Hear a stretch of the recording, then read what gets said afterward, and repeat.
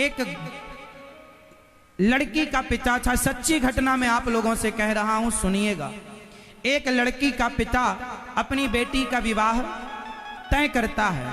सही वक्त पर बारात आती है, मंडप के नीचे शादी की रस्म चल रही थी कि अचानक लड़का बोल पड़ा कि मुझे तो कार चाहिए, 4 चक्के की गाड़ी चाहिए।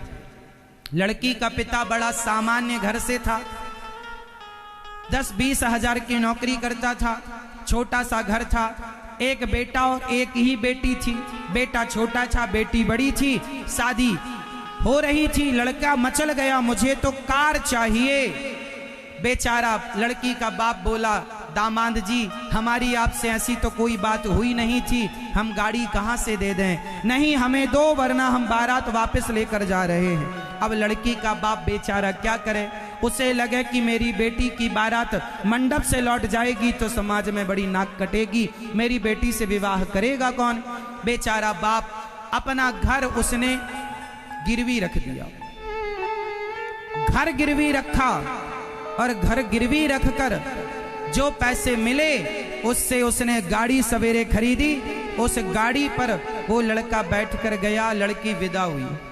बाप तो बाप है, क्या करता बेचारा, घर ही उसने रख दिया, गिरवी दे दिया, गाड़ी दी। 8-10 लाख की गाड़ी उसकी औकात के अनुसार खरीद कर उसने दे दी। अब गाड़ी पर वो लड़का गया। एक दिन वो लड़का बड़ी तेज गाड़ी चला रहा था, उसकी पत्नी बगल में बैठी थी। तो पत्नी बोली, जरा धीरे चलो, जरा धीरे चलो, जरा धीरे चलो। वो तो बस दहेज की गाड़ी थी, तेज चलाई जा रहा। सामने एक भिखारी आ गया, अपाहिज, एक पांव टूटा था, वैसाखी लेके चल रहा था। वो सड़क पार कर रहा था, अचानक गाड़ी आ गई, ब्रेक लगाया, घिसटती हुई गाड़ी जाकर भिखारी के पास खड़ी हो गई। बाल बाल बच गया एक्सीडेंट होने से। साहब गाड़ी से निकले और भिखारी से बोला, क्यों रे भिखारी हो, तुम कमा के खा नहीं सकते? जब देखो कटोरा लिए घूमते रहते हो। वो सड़क पार कर रहे थे, अंधे हो गए हो, देख नहीं सकते? अभी एक्सीडेंट हो जाता, तुम मर जाते मेरी गाड़ी के नीचे आकर। क्या कमा कर खा नहीं सकते? उस लड़की ने, उसकी पत्नी बाहर आई, 100 रुपए निकाल कर उस भिखारी को दिया और कहा, भैया आप जाओ। पति बोला, क्या जरूरत थी इन भिखमंगों को 100 रुपए देने की? उस लड़की ने कहा अपने पति से, स्वामी जी ये अपाहिज है, इसका भीख मांगना मजबूरी है क्योंकि इसका एक पांव टूट गया है, अपाहिज है। अरे इसका तो भीख मांगना मजबूरी है क्योंकि अपाहिज है। आपके तो दोनों पांव सलामत हैं, आप तो अपाहिज नहीं थे, फिर भी आपने मेरे पिता से भीख मांगी। क्या ये भिखारी हैं? क्या आप भिखारी नहीं हैं? जिन्होंने मंडप के नीचे गाड़ी मांगी, क्या आप भिखारी नहीं हैं? क्या ये भिखारी है? अरे इसका तो भीख मांगना मजबूरी है, पांव नहीं है इसका, टूट गया, तुम्हारे तो दोनों हैं। लड़की की बात सुनकर उसका दुल्हा, उसका पति पानी पानी हो गया। साहब जब जीवन में पैसे कम कमाना, थोड़ा इज्जत कमाना, सम्मान कमाना, मेहनत की रोटी खाने की आदत बनाओ, बेईमानी की रोटियां खाने की आदत छोड़ दो। इसलिए मैं हर माँ से, हर बाप से प्रार्थना करता हूँ, अपने बच्चों को, खासकर अपने बेटों को इतना योग्य बनाओ कि तुम्हें दहेज लेना ही ना पड़े।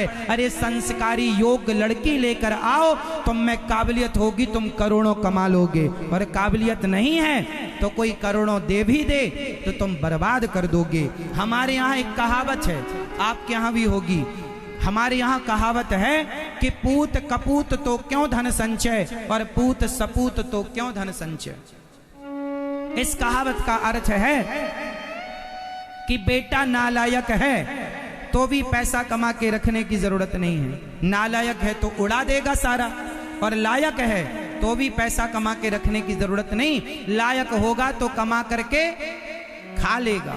आजकल माँ बाप बड़ी गलती करते हैं। चलो बताओ, आप लोग अपने बच्चों को क्या बनाना चाहते हैं? पढ़ लिख करके आपके बच्चों को आप क्या बनाना चाहते हैं?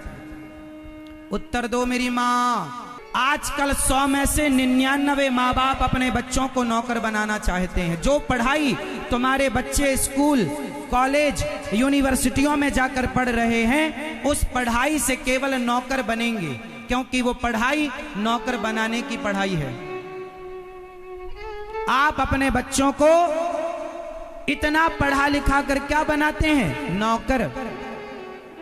अच्छा बताओ, नौकर बनना सही है या मालिक बनना सही है?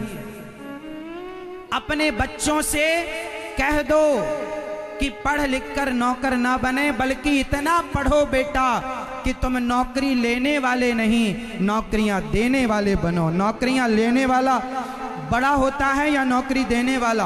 बेटा बताओ, कौन बड़ा होता है, नौकरी लेने वाला या देने वाला? जोर से, नौकरियां, जोर से, जोर से। तो आप क्या बन रहे हैं? लेने वाले। लेने वाले बनोगे तो सारी जिंदगी नौकर कहलाओगे, चाहे वो IAS IPS ही क्यों ना हो, वो भी नौकर ही हैं। जरूरत है तो आपको मालिक बनने की। यदि देश मालिक बनने की तरफ चल पड़ा तो हमारा देश गरीब नहीं होगा। देश तब तक गरीब होगा जब तक देश में नौकर ज्यादा होंगे। अमीर तब हो जाएगा जब देश में मालिक ज्यादा होंगे। इसलिए मालिक बनो, इतने पढ़ जाओ, इतने लिख जाओ, योग्य बनो कि बिजनेस करो, व्यापार करो। 4 नौकर 10 नौकर आपके घर पर होने चाहिए। आप नौकरी ना करो। 20,000 50,000 की नौकरी आप देने वाले बने, ना कि 25,000 की नौकरी लेने वाले बने। और ये पॉसिबल है।